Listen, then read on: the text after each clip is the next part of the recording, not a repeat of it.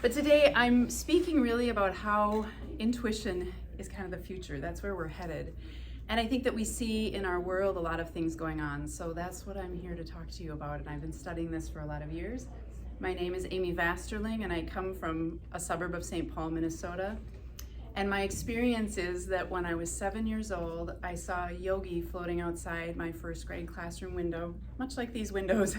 And I saw myself out there with the yogi floating next to it. And I felt more safe there than I did with my teacher, who was shaking my shoulder and screaming at me because I wasn't doing the spelling test and all the rest of the students were on word 8. I was so checked out. I was completely someplace else.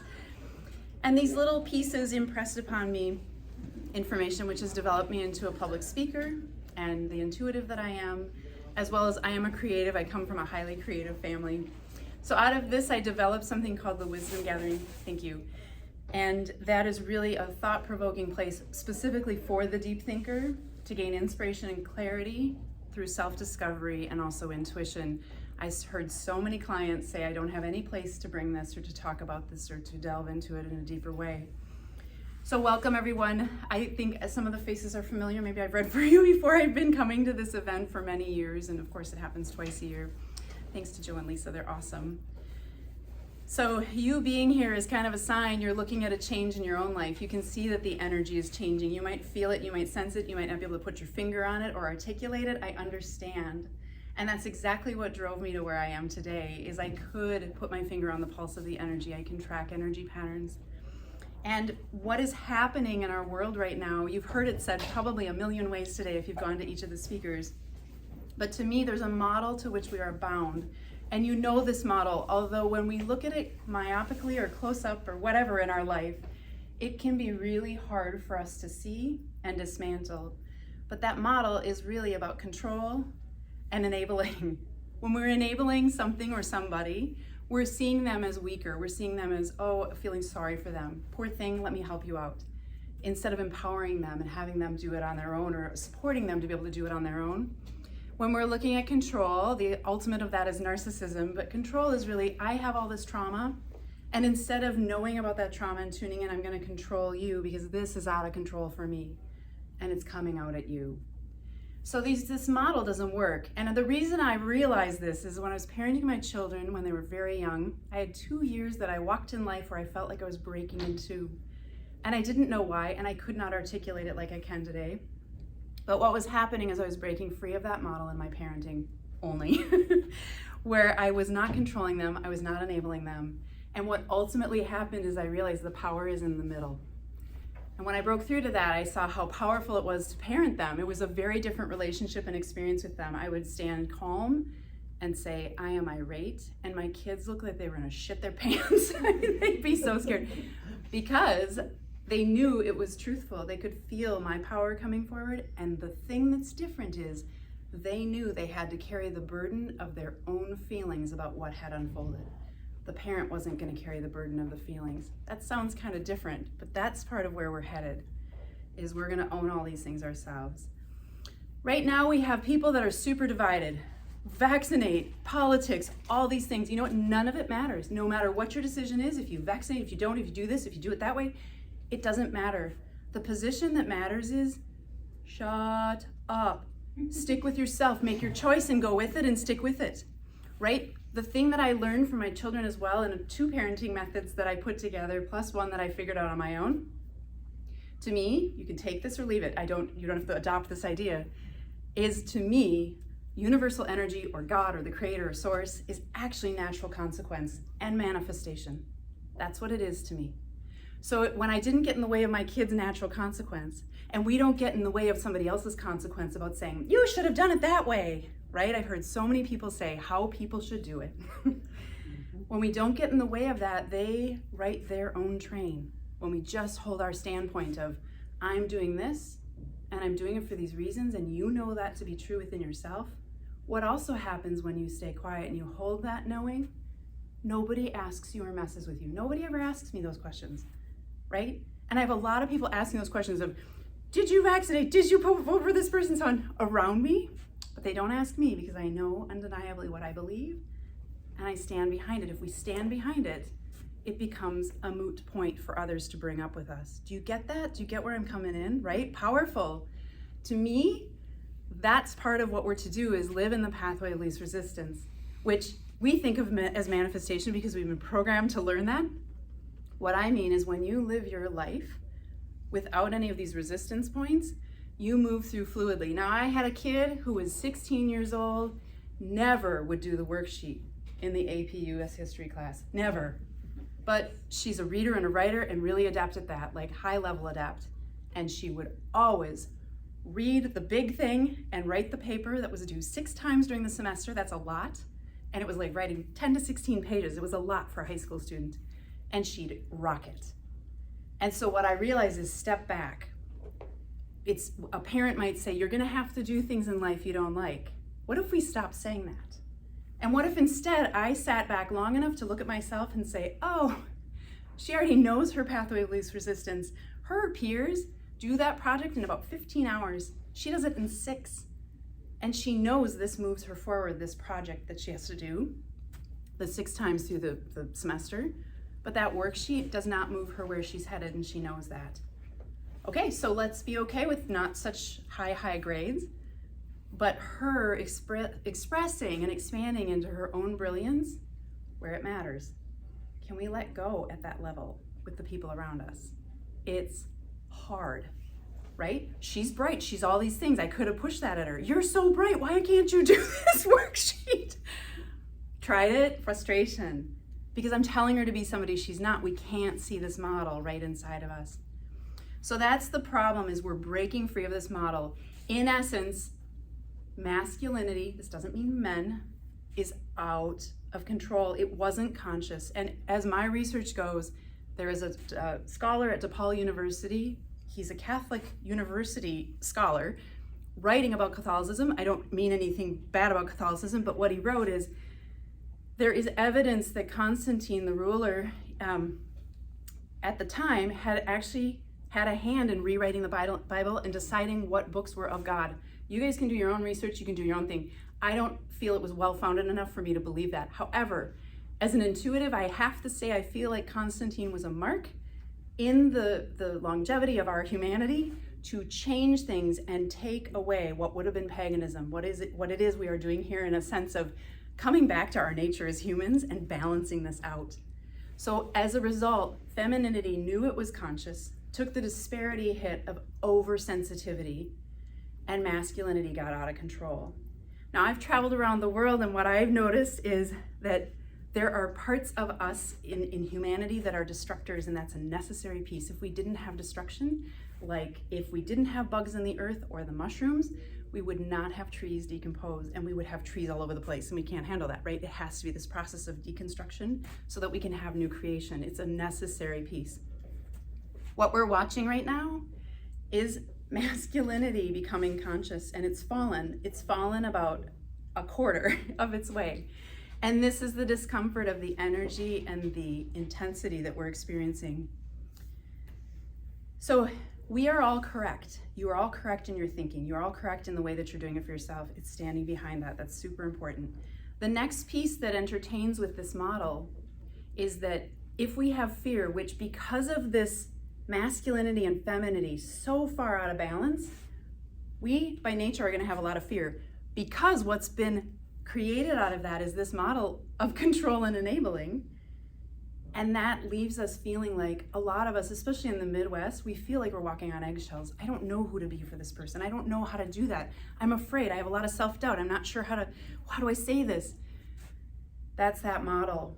And as a result, we are not coming back to ourselves and saying, oh, I have enough confidence, I feel good, all these things to move through the fear, which takes vulnerability, to move into self-expression. And that is us feeling comfortable showing up as ourselves and saying, this was my choice. It's okay, I'm cool with whatever I chose, right? In this gentleness. The next piece is, and this is a core piece right now, is trust.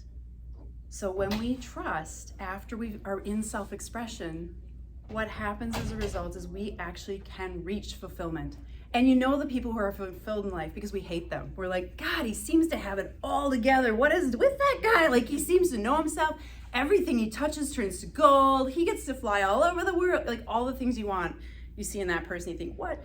They're fulfilled. And we could also say they're aligned. Why that's important to me and why that's important to intuition is when we are reaching into fulfillment, or we're in fulfillment, we put our biggest vote into the bucket, right? So say that in this journey, you have 3 votes. You hit the beyond fear and you're in this vulnerability and you have 1 vote.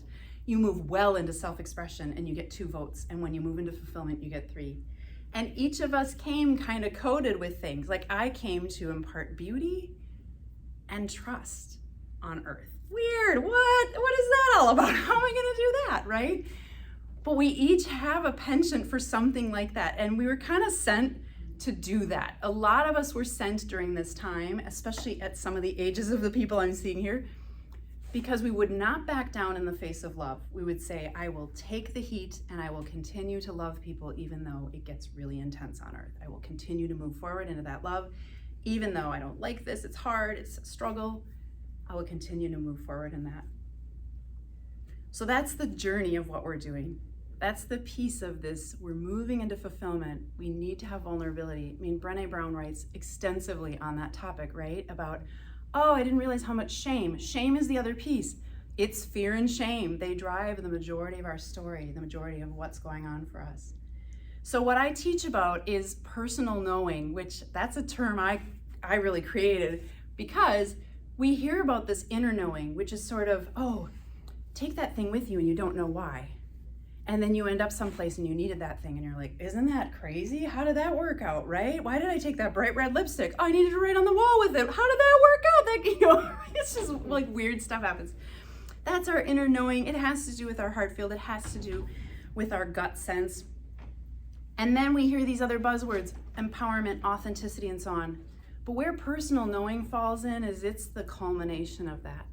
It's where all of this converges and we actually take action in our life to bring those things forward. And that's kind of where we're at. And what is really tricky is to express fully on that. How do we find that life purpose? We think we're looking for it. But instead, how do we actually take action on all these things that we know? It's generally gentle and easy, and we just keep overriding it, right? It's the subtle things that come through that knowing and the sensing and moving it forward.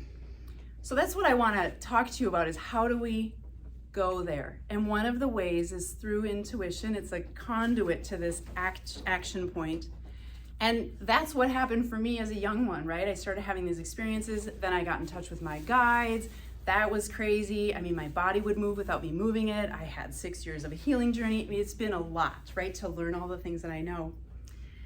But as simple as it is, really what intuition is at its base is its patterns. And so if you see or experience or know of 3 different things that you have come up, I usually use the example of, I said to the universe, how can I give an example of what I experience when I am having an intuitive, seeing something? I'm clairvoyant most and forefront, is to say, okay, I saw grass underneath an elephant that was a toy and well loved. And then I saw a piece of cake with a bite out of it and the fork was strewn. And then I saw a white shoe tipped on its side that definitely is a child's. It's perfectly pristine white. They're like satin laces, beautiful. And I look and I look and I look at that and I say, what does all that mean? And I can't get a hit. What does that mean? Confusing. And when I ask, what am I missing? My attention is directed forward and I see a child ripping their clothes off and running out to the woods. And I say, what are they doing?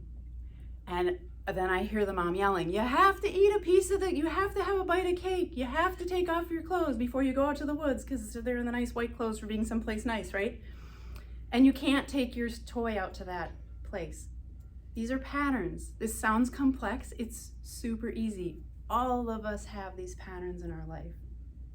And so the simplistic thing, when I first got this ability coming in, it kind of came in like a freight train at one point. And I'm feisty. I had a gray streak show up in my hair when I was 17. And by the time I was in my 30s, I was like, I know why. They marked me so they can watch me because I'm fierce. I would shake my fist at the sky, start swearing and be like, you better bring this and show me or forget it. You better show me how this works, what happens, the foundation of it, because I don't ever want to be caught with somebody saying, I bet Amy doesn't even know how this works. Oh, come here. Let's take a look at this. And what came is this message. Everybody around us says, everything's connected. And I don't like that statement. And I never knew why. Because it's a half of a statement. And the problem is we've had a society that's about proof, about you've got to prove this thing, you've got to use science, you've got to use all of this. And I get that. I get the importance of that. But the other piece of this is the message, if everything is connected, therefore there is nothing which cannot be connected. That's a statement of logic. And what I realize is that's what makes intuition non-linear, non-time bound. Proving something in science, linear and time bound. It's mental. Intuition is a sense. It is not a feeling. It is not a thought. It is literally a sense, which in itself makes it easy to apply to this non-linear, non-time bound space. Does that kind of make sense? It's a kind of new thinking way to think about it.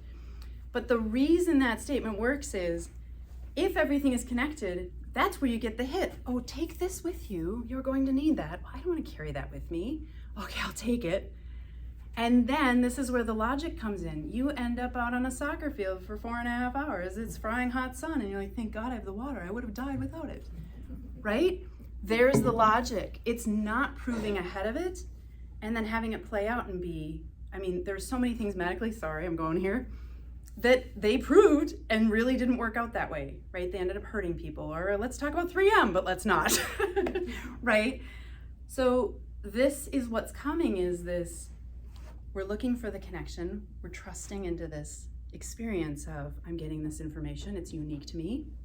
And this is why it's important to let the messages that you know be unique to you right now of, I'm gonna do this and I'm gonna stand behind that and I don't have to prove anything to anybody, right? I get to have this experience of, let's say vaccinating, not vaccinating, doing this with that experience and let that be true for myself.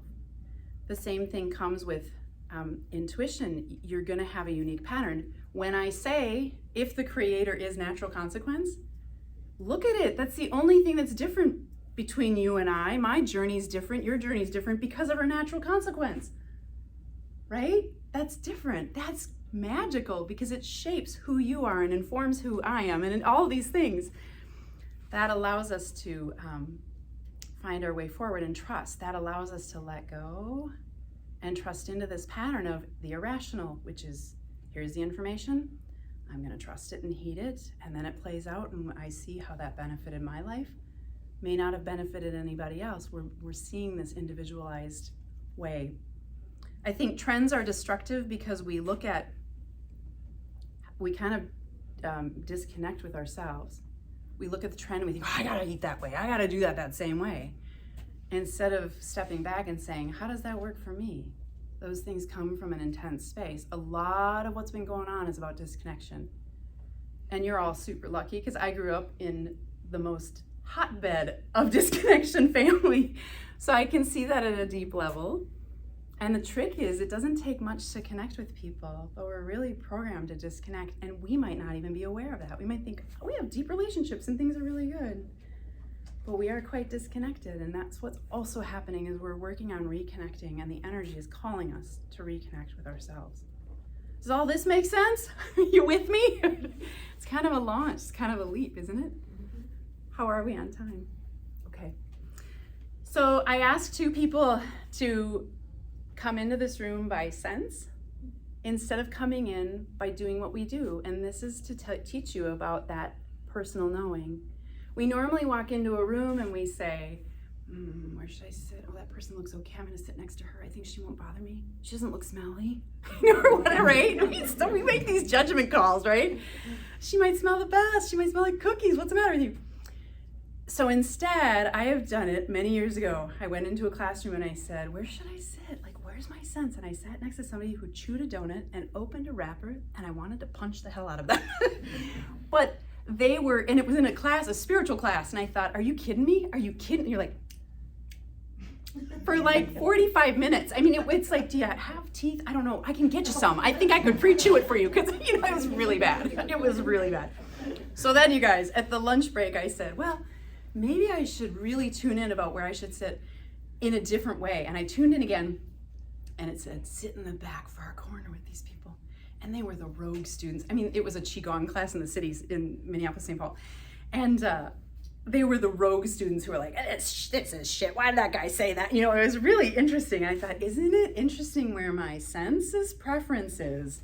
What am I learning? Like, you get a much more interesting experience. I always say this is not always something I should wish for, but when I go to a foreign country, I think, let's have a good problem. Because you see the measure of the people. Like, I had a car that had like 100 kilometers on it in Italy breakdown. And I mean, it was a brand new car in the middle of nowhere. And we had to wait.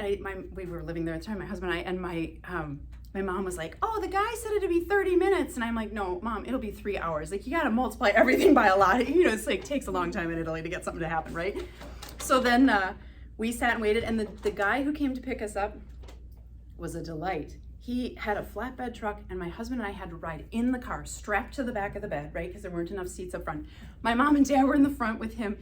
And my dad sat next to the guy. So every time, like, he'd have to stop and a beautiful woman would walk across, he'd be like, look my dad, you know, and my dad is super animated. He was like super funny about it, like, oh, the boo, you know, I mean, oh, it was hysterical. And then the guy would turn back to us and be like, put on the parking brake. I mean, he was a riot, right? We never would have had this experience. We made far more connections than that, but I'm not going to get into it. I think you see, these are important parts of our life, and we keep thinking that life comes from the, like, that worked out. I got there on time. I did that meeting. I had this thing happen. But life actually happens when we let go and we have a good problem in a foreign country, right? I'm going to say this. I had an Achilles tendon repair 6 months before I went to go move over there, which is an awful surgery and experience. You have to have your toe cast down into a ballet position for a few weeks. I mean, it's bad. So I was having trouble when we got to this other town after the car had been towed. And my mom said there was a 6-block hill to walk up. And she said, we are going to see an ambulance or a cross symbol. And we are going to find somebody who can help us halfway up that hill, right there, down this road. There's an ambulance. And right on the road, there's a cross symbol. And we talked to the people. We don't speak a ton of Italian, so we're trying to make peace together. And my dad was like, lift your pant leg. I lifted it because I have this huge scar on the back. And the woman standing across from me turned around and lifted her. She had the same surgery. And she's the paramedic. Isn't that amazing? I mean, like, wow. This is what we miss by living inside of this. We got to control it. We got to enable it. That's what we miss when we let go and we follow what we know to be true. We really get to live this sweet part of life it's off the rails. There's abundance for everybody. There really is. Seriously, there really is. You guys don't look like you believe me. There really is. We can all have what we want. So back to you two. I asked 2 people to sense, and I want to see, where would you have sat otherwise? Athena, do you want to go first? Sure. Okay. I probably would have sat by the door. Okay. In case I needed to leave. But here, What are you saying? Should I start crying? I didn't bring Phoenix. Right. What the reason is. Okay. So how do you feel sitting there? Like, what's your sense of the feeling of sitting there? Are you uncomfortable or? No, I'm pretty comfortable. I mean, it's kind of funny. It's opposite of your story where you met a group of people. I kind of have this, like, I know. An island back there. What are you doing? She doesn't smell. I sat with her earlier. and I have, like, a clear sight. Like, a lot of times because I'm kind of short, I'm like, oh, what's happening? And you're in the back. Maybe that's why. That could be why. But would you do this again? What? Would you sense instead of, is it interesting to you to do that? Like, were you like, what a weird thing to do? I just closed my eyes when I got there and just saw the word left in my brain. Okay. But maybe left was actually to leave. No. What? Don't leave. And I did not take your name. What? Erin. Aaron, what about you? I don't know. I just really didn't think about it when I came into the room and just saw the seed and let go of the trying to figure it out. Okay. Yep. Yeah, because when we start that scramble, that's exactly where it is. Anywhere that you go, you can do that. When we start that scramble of where, that's when we start messing up, right? That's when we start getting in our own way. That's where we start enabling like, I might feel bad if I sit over there. She looks like she might need to cry. I don't know. Not really, but we want to stay out of that space and stay with ourselves and continue. So it's a sense. What is my sense about, like sometimes if I have to go return things at stores, icky, thank you. I feel like, oh, and I'll sense into it. I'll wait a few days and then boom, there's this time where it's like, go now and do this and blah, blah, blah. And it gets done so fast, right? So we can completely live from that space, but we beat ourselves up. Like, I should have returned that. And I see those piles of things I need to deal with. And that's us getting in our way again. You see what I'm trying to teach you here? Yeah, we all know this, but it's like, it's time because intuition is our future. I want to tell this story too. Actually, my friend Vicky is here. We're in a knitting group together. And there's a gal who came who's young and she said, oh, now when you're pregnant, they don't do amniocentesis in most situations, which is a very invasive and can be kind of a dangerous thing to do for a mom to learn the genetics of the baby and so on. Now they can take a pint of your blood and centrifugally remove certain cells from the baby, or your cells from the baby cells, and tell everything about the baby. And I sat back and I kept knitting and I kind of thought about it and got with it. And boom, I could see, and it's like I'm seeing the essence of the imprint of the energy. It's not like I'm seeing it clear as day like you sitting here. But what I got is that midwives one day, because this is less invasive, we're moving to less invasive, we're moving to pathway of least resistance. And I saw 4 midwives standing in front of a woman who's pregnant.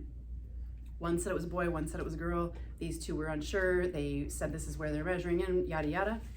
And then when they did all the diagnostics, all of them were kind of right because that person was pregnant with twins and they had blah, blah, blah, and this is what they were measuring. So then I was like, what is this? This is very strange. And then it moved to one midwife in a room with a woman who's pregnant, and she said, you're pregnant with a boy, this is how the baby's measuring, blah, blah, blah. And then she quickly did the thing, and she was right on. So I said, what is the purpose of this? Like, why am I seeing this? And then it moved into the delivery room, and the mom was struggling and having a problem, and the midwife knew exactly like where to press on the person's body because they were so tuned into what was going on energetically and all the things without any training. They knew exactly what to do, and that baby birthed. And there was trauma, right? Like something bad was going on. So that is less invasive. That allows for more natural things to happen, right? Mm-hmm. So this is where we're moving. The other way that we're moving individually is we might be in a room and see somebody and say, you and I will need to know each other for 2 years, and we're gonna have quite a close relationship. You're gonna like it. I'm sure you will. I'm pretty fun. And you'd know it too, and you'd say, that's right, let's go over here and chat. And then Erin, you and I would meet, we'd be like, we have nothing to do together. It's nice to see you this lifetime. We'll see you maybe another time. And there won't be any hurt feelings because we undeniably know we are to have this connection with person for a certain amount of time and what it's about, right? We won't have all these trials and tribulations about, I don't know, did I hurt their feelings? Or that falls into the enabling and the control. And we're freeing of that. And we will come through. It's gonna be forever. No, it's not. But we're coming, I mean, next year is gonna be a big year energetically. A lot of things are gonna change right before our eyes. And things like this idea, this concept I'm talking to you about right now, that will become more commonplace. More people will be talking about it. You already see more people talking about it, more open to it. And some of us have been in the trenches for decades figuring it out, right? Like, okay, that's right, that works this way, right? So we're gonna be okay. That's what I'm gonna say to you. It's a matter of, I have seen it happen in my own life more than once, and I've seen it happen in other people's lives. In an instant, everything can change in a really good way. We often hear of how in an instant something bad happens. It goes the other way too. And so I actually watched a video of people doing Qigong on this woman's bladder, and I think in China, she had a tumor in her bladder. And on the video, you actually had a sonogram or something, you could see it shrinking as these people were doing it. This was years ago. It's like, it's game on, it's happening, where our intention will become more and more powerful. Yeah. The Native Americans already know how to birth That's in right. that way that you were speaking of. You know, and I went through a healing journey for 6 years, and I cried my eyes out when I got diagnosed for 2 reasons, but one of them was people already know how to heal this, and that made me really pissed off. They already know. And here I am, stuck with Western medicine, who, it was a lot of jackassery from my experience. I mean, it's not all jackassery, but boy, it was bad. So right on, we're bringing it back, right? We're bringing it back. And it's time.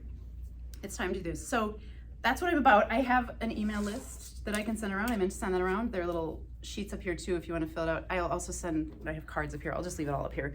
And then the last thing is I don't really have men coming to this. Sorry guys, but there was a man that signed up, so I don't know what to do about him. But I have an event that's once a month. It is this place, I said it at the beginning, it's the Wisdom Gathering. And it really is a place to dive into this. And I do read the energy of all of the people who are there alongside the energy that's going on. So I don't know anything about astrology. You could spend 17 years trying to teach me about astrology and it won't stick. It's like, I'm just like Teflon with that. But I think it's because I can read the energy another way. And if I know those other things, it can get in my way. I don't know. Or maybe I'm not that smart. I don't know. But so that's what I'm comparing it with and giving you a sense of here's how to navigate this with the most moxie and the best opportunity for that pathway of least resistance for the coming month.